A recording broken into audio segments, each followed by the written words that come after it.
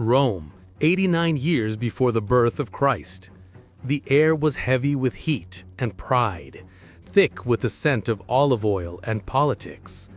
Beneath the marble archways of a senator's private villa, the night was split by a woman's scream. Her name was Julia Vittoria, daughter of nobility, wife to a man whose title carried more weight than mercy. Her wrists were bound tightly behind her back, her knees forced into a cruel, curved frame carved from oak. She was not a traitor. She was not an adulteress. Her only crime was speaking when silence was expected. By sundown, she was stripped of her dignity, fastened in wood, and silenced in pain. Rome would call it discipline. The servants called it hell. The device that held her was new, a creation not for enemies of the state, but for the wives of its senators. Rome, in all its brilliance, had invented a tool to mold obedience from women, and soon the empire would applaud it. It began quietly, like all atrocities do. They came for her just before the lamps were lit. The echo of sandals on marble. 4 slaves, their guys lowered, their hands trembling. "Your husband requests your presence," one whispered. Julia rose, barefoot, her hair unbound, still wearing her stola. She didn't resist. She already knew. That afternoon, before the entire household, her husband had told her to drink a bitter brew. "It's to cleanse the womb," he'd said. Julia had looked him in the eye and simply asked, "Why?" That question was the wound that bled into this night. When she refused the cup, the silence that followed was worse than any shout. Rome's walls could echo, but that silence, that was thunder. Now, led through the dark halls of her own home, she caught the scent of burning wood. Not the warm kind that fills a kitchen, but the sharp, dry heat of wood being prepared for something darker. The room she entered was dimly lit. In its center stood her husband beside a strange, polished structure, half barrel, half cradle, lined with leather straps. He gestured toward it with the calm authority of a man who believed cruelty was wisdom. "This," he said, "will help you remember your place." He had not summoned an executioner. He'd summoned a carpenter. The slaves obeyed without words. They stripped her, their hands shaking as if the shame were theirs. Julia struggled, but resistance was as useless as mercy in that room. The straps closed around her body, digging deep into her skin. Her back arched unnaturally. The pain wasn't sharp, it was slow, like an ache that grows teeth. Her husband watched as her shoulders trembled. His voice was cold when he turned to the carpenter. "Name it after her. It breaks the will cleanly." The carpenter hesitated. "You mean the device?" "Yes," came the reply. "Call it Vittorian." It was meant to be a punishment. Instead, it became her legacy. But Julia did not break. Not then. Not ever, completely. From the shadows, a torch slipped from a young slave's hand, sparks scattering across the floor. Her husband turned sharply, but in that brief flicker of chaos, she lifted her head and met his eyes. Her face was pale, trembling, but her lips curved upward in a small, fierce smile. It wasn't madness. It was defiance. That moment would haunt him far longer than her disobedience ever did. They said the device was elegant. That was their first lie. Polished wood, smooth leather, no blades, no blood, just restraint disguised as refinement. It was Rome's specialty, cruelty wrapped in sophistication. Her husband boasted that it was based on ancient Etruscan rituals, or perhaps a Greek method of correction. But it was nothing so noble. It was innovation for control's sake, a machine to bend the body until the spirit folded too. Days later, Julia lay feverish on a mat, her arms bandaged, her voice a whisper. Every movement sent a shock through her shoulders. Still, she hadn't screamed in front of him. That silence cost her more than pain. When the carpenter returned to take sketches of his invention, she watched from behind a thin curtain. She was not given privacy, only the illusion of it. He drew each curve, each strap, perfecting the cradle that had consumed her. His next design would be stronger, reinforced with iron, equipped with a neck brace and holes for the knees to lock deeper. Her husband's words echoed in her skull. She taught me how to make them yield. Word spread, not in the streets, but in whispers, between senators and stewards, in bathhouses and brothels. Men who couldn't control their wives began requesting their own discipline. Julia's name was never spoken again. She became the first, the prototype, the nameless beginning of something monstrous. One evening, weak but breathing, she asked her slave girl for water. The girl hesitated, then finally poured the cup. Her eyes darted toward the window. They watched, not just the master, 3 others. They laughed. The cup slipped from Julia's hands, the water spreading across the marble. She didn't speak, not yet. But in that silence, something inside her shifted. The fever broke, but another fire was rising. Somewhere in the walls of her house, blueprints were being copied. Somewhere else, another woman was about to say no. And when she did, another scream would echo behind another marble door. Julia could not stop it, but she could remember, and she would make Rome remember her in return. The night of the feast was heavy with the scent of roasted figs and power.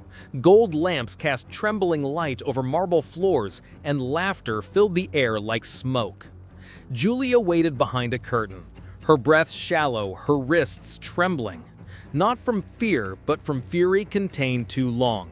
Her husband was entertaining senators tonight, men of great influence and greater appetites. They drank greedily, laughed loudly, and brought no wives. At the center of the atrium stood the newest version of her creation, the Victorian discipline, a polished structure of curved oak and iron, gleaming in the firelight like a beast at rest. The senators called it art. The craftsmen called it innovation. Julia called it what it truly was, a cage that smiled. When her husband signaled, a servant pulled back the curtain. Light spilled over her skin like judgment. She stepped forward. No chains, no guards. This time she was meant to choose her submission. That was part of the show, the illusion that obedience could be voluntary. Her stomach twisted, her knees weakened, but she walked, not for him, for herself. The room quieted as she approached the device. The senators leaned in, eager as children before a spectacle. One chuckled, another licked his lips.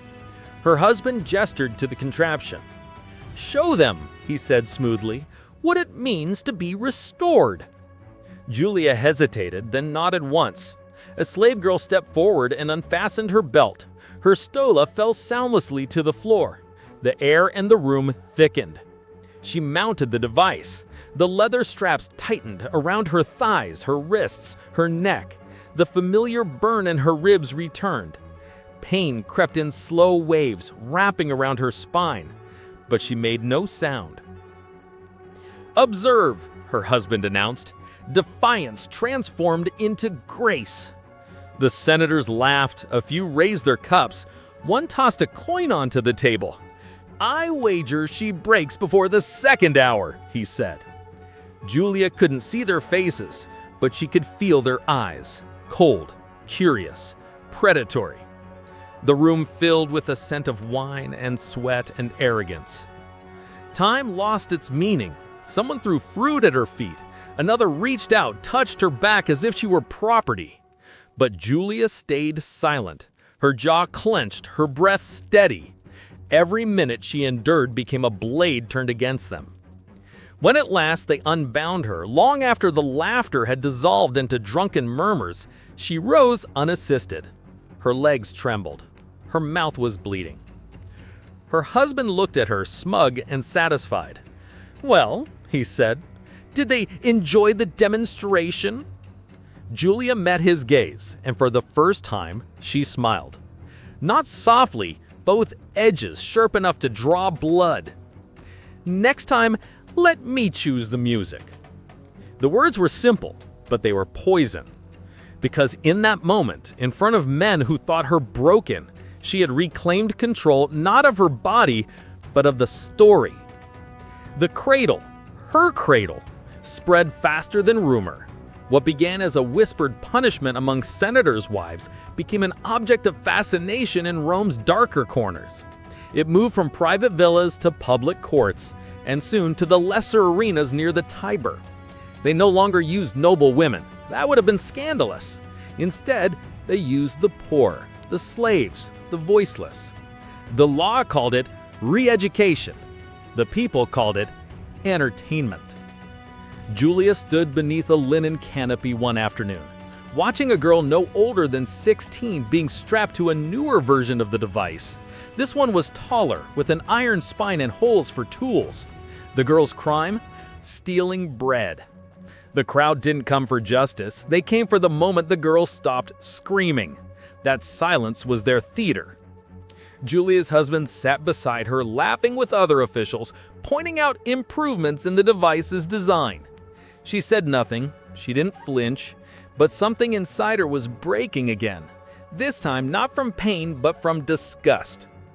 Later that week, she was summoned once more, not to be punished, but to perform. The governor himself wanted a demonstration from the original subject. They promised she would not be harmed, that it was only symbolic. But Julia understood exactly what it was. A final attempt to humiliate her publicly, to make her obedience a spectacle. When she asked if she could speak before the crowd, the messenger blinked in confusion. "Speak?" he repeated. "Yes," she said. "If they want to see me, they should hear me too." 2 days later, Julia Vittoria walked into the arena. Not the grand Colosseum, but a smaller theater just beyond Rome's walls. The crowd roared, not in hatred, but in fascination. She had become a myth already. The device gleamed in the sun, its iron spine curving upward like the ribcage of some ancient beast. Julia approached it, hand steady, eyes forward. But she didn't climb it. She turned to face the crowd instead. For a moment, silence. Then, she laughed. Loud, clear, unstoppable. The guards froze. The crowd wavered, unsure whether to laugh or fall silent. Some joined in nervously, others simply stared. And in that instant, something shifted. The balance of power slipped, not from the wood or the leather, but from the illusion itself. They had built a machine to silence women, and she had turned it into an echo. Her laughter didn't end that day. It spread through alleys, across forums, into whispers carried by women who'd seen too much and endured too long. They called her the woman who laughed on the cradle. Her husband stopped speaking to her, not out of rage, but fear. His authority had cracked. Senators mocked him behind closed doors. The cradle didn't break her, it made her immortal. And as the empire whispered her name, Rome began to tremble. Not from rebellion yet, but from something far more dangerous. The awakening of memory. The summons arrived at dawn. 2 imperial guards in polished bronze stood outside her villa gates, the rising sun catching on their helmets like fire. The wax seal on the parchment was unmistakable, crimson stamped with the imperial eagle. Julia read it without trembling. The emperor's court was calling her to appear before them. Her husband stood in the atrium, pale and pacing. He spoke quickly, too quickly, his words like stones thrown to fill the silence. "You'll go, you'll apologize, you'll kneel, you end this madness before it ruins us." Julia's gaze didn't leave the letter. "Ruins us?" she repeated softly. "I thought it already had." He didn't answer. He couldn't. Because though Rome was a city of laws, it was ruled by stories, and hers had spread beyond control. The senators, who once mocked her, now whispered her name in fear. The wives of noblemen had begun refusing orders in quiet rebellion. A slave woman in the forum had shouted, "Laugh like Julia," before her master struck her down. Something was shifting, and Rome's rulers felt it. So they summoned her, not for justice, but for containment. The chamber of judgment was colder than she'd imagined. The marble floors gleamed like ice, and the air smelled faintly of iron and incense. Rows of statues lined the walls, goddesses of chastity, obedience, and war, all of them missing hands. At the far end stood the emperor's representative, a man draped in white and gold, his face as polished as the marble beneath him. His smile was meant to be kind, but his eyes betrayed the purpose of her visit. "Julia Victoria," he said smoothly, "Rome does not wish to punish you further. Rome only asks that you remember your place." Her voice was calm. "Then why the audience?" Behind him, half hidden behind curtains, sat the watchers. Senators, their wives, ambassadors, scholars. They had all come to see if the legend was real, if a woman could stand before power and not collapse under it. The man gestured toward the object beside him, draped in crimson silk. When he pulled the cloth away, Julia's breath caught, not from fear, but disgust. It was the cradle. No longer wood and leather, now gold-plated, polished until it gleamed like an idol. The straps were dyed red, the buckles etched with laurels. It had become a symbol of imperial order, Rome's new masterpiece of submission. "This," said the man, "is a reminder of harmony between man and wife. It is no longer punishment. It is art, a tribute to obedience." Julia stepped closer, the reflection of her face warping in the curved gold. "And do you expect me to kneel before it?" He inclined his head. "Yes. Show them that the laughter has ended." She stood silently for a moment. The crowd was still. The marble seemed to hold its breath. Then she took one step forward, another. Her sandal touched the base of the cradle, and she didn't kneel. Instead, she turned to face the audience, those noble faces waiting for her humiliation. "You built this," she said. Her voice was not loud, but it carried through the hall like smoke through fire. "You call it discipline, correction, tradition, but it has always been hunger. The hunger to see a woman bend until she disappears." A woman in the back lowered her eyes. One senator shifted uneasily. The representative's smile vanished. "You are not here to speak," he hissed. Julia looked at him steadily. "Then why am I still standing?" He took a step forward. The guards moved their hands to their hilts, but she didn't falter. She raised her chin, her gaze sweeping across the room, over the wives who watched from the shadows, over the men who clenched their jaws in anger, over the statue of a broken goddess watching silently. "You can gild it, rename it, sanctify it, but it will never be art. It will always be fear carved into shape." The silence that followed was thick, electric. The man's voice trembled when he finally spoke. "Take her away." The guard stepped forward, but Julia didn't move. She turned her back to the cradle, her voice low, final. "Rome does not fear my laughter. It fears what it means, that the silence can be broken." And then she walked out. Not dragged, not bound, just gone. Her footsteps echoed down the marble hall like the slow beats of a drum. Steady, defiant, unforgettable. That night, the city burned with rumor. Some said she'd been executed on the road. Others swore she was exiled to the provinces. A few claimed she was seen boarding a ship bound for Carthage, wearing a cloak of crimson, her hair unbound. Her husband denied everything. He ordered her name struck from the family archive, her portraits destroyed, her estate sold. But stories are harder to kill than people. Within a week, her name had returned to the markets, the bats, the brothels. Someone carved her likeness in the wall near the temple of Vesta. Her hair wild, her mouth open in laughter.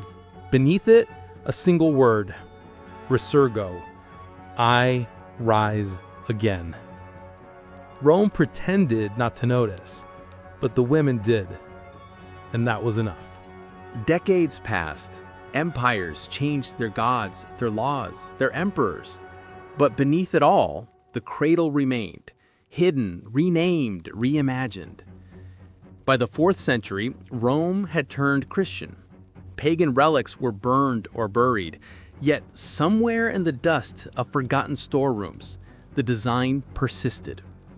In Carthage, a bishop condemned instruments of obscene posture, though he never dared prescribe them. In Antioch, a scholar wrote of a crescent-shaped device used for female penance. He claimed it resembled a moon, but Julia's shadow lingered in every curve of the drawing. The cradle had changed shape, but not purpose. It lived on in the hands of those who needed power to feel sacred. Julia's story became a whisper, then a legend, then a ghost.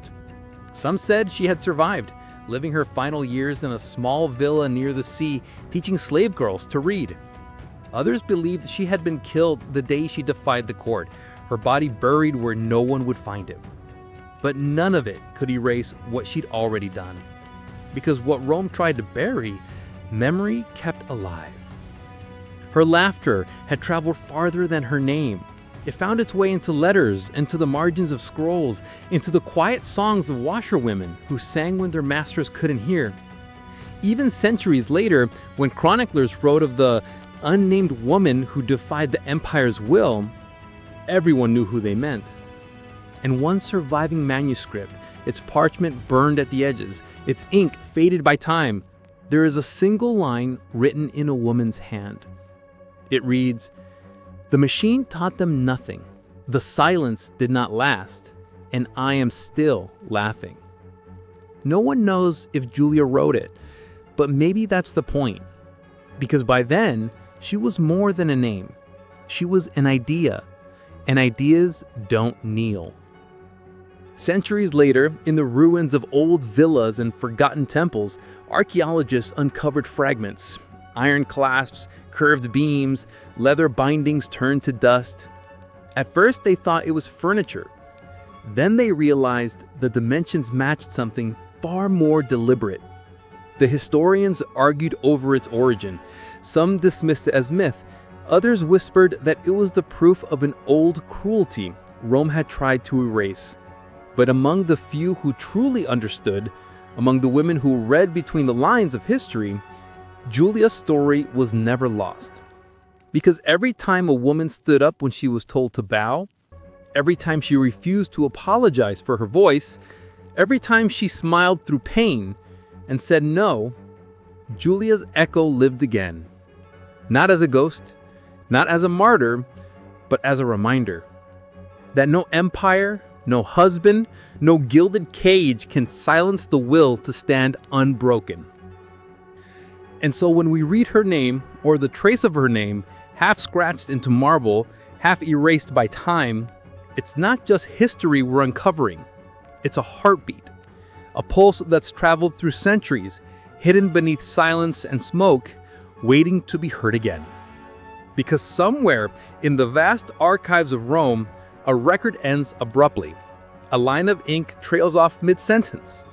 But if you listen closely, past the marble, past the ruin, past the dust of centuries, you can almost hear it. A woman's voice,